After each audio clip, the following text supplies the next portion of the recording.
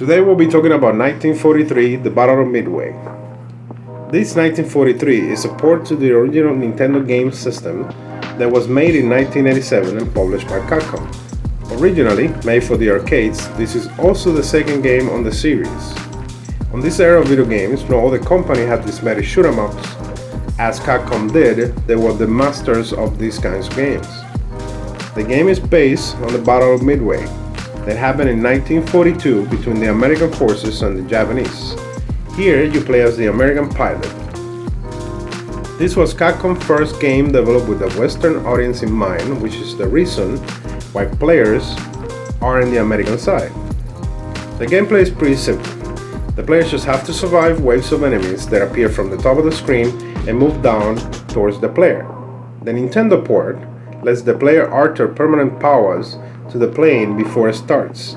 This changes the experience for those that came from the arcade version, giving them a new way of playing.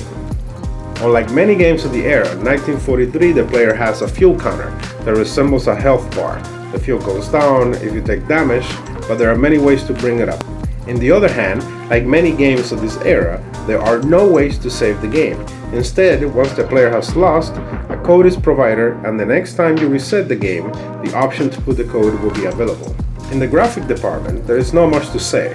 The pixel art is colorful and vibrant. Many assets are being reused to save memory, but that is common in this era, where developers have to squish every bit of power from the machine. There's still plenty of difference between levels and enemies, so the feeling of progression is there for those that like a challenge. Cons. The game pixel art don't have real-time shadows, the water has no real physics to it, and the planes don't take location-based damage. Pros.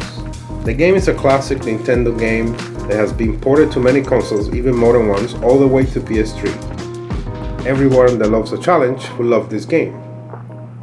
8 out of 10. Final score.